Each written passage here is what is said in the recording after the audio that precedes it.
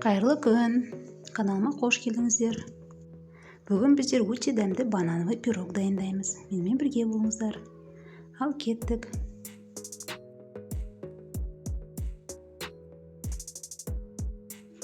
Бірінші қамырын дайындаймыз. Қамыры бізде песочный болады. Сондықтан бізге қажетті ұн. Шұңғыл ыдысымызға ұнымызды салып, үстіне разрыхлительменен азап араластырамыз да, үстіне песок қосамыз, яғни қант. Араластырамыз, май саламыз. Оны қолымызбен үгеміз, яғни үгітілмелі қамыр болу керек. Және ең соңғы ингредиент бұл бір жұмыртқамызды, тұқымымызды қосамыз. Тағы қолымызбен үгіп, песочный тесто және қамыр басамыз.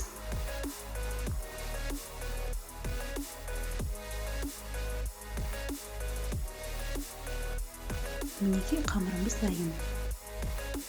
Алдын ала формамызды пергамент салып майлап, үстіне қамырымызды саламыз. Шанышқыменен осылай тесіп аламыз. Енді тоңазытқышқа қоя тұрамыз. Салмасын дайындайық. Салмасына бізге қажетті қаймақ, ванилин бір-біріне қосып араластырамыз. Және кукурузный крахмал керек болады. Енді қосамыз. Жақсылап араластырамыз.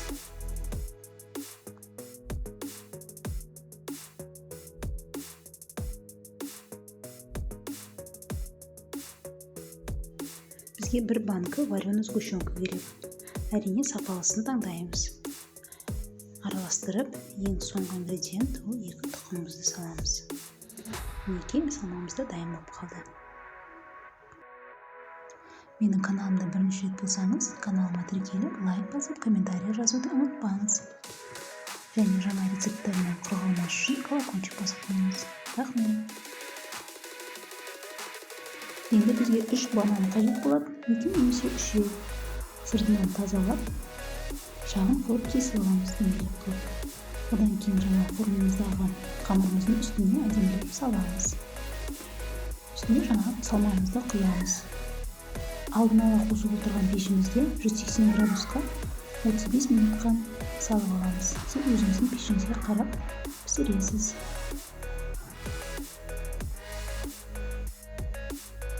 Мінекей дайын пирогымызды толығымен суытып аламыз. Мінекей формамыздан босатып, кесіп, әдемі ыдысымызға саламыз.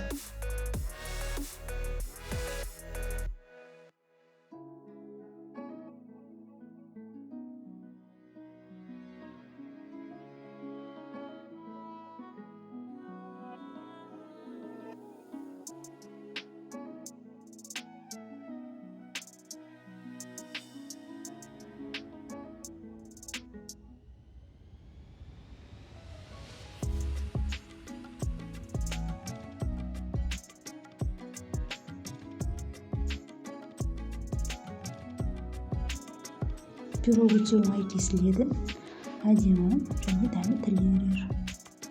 Осы рецептімен сіз де пісіріп көріңіз. Ұнайтынына сенімдемін.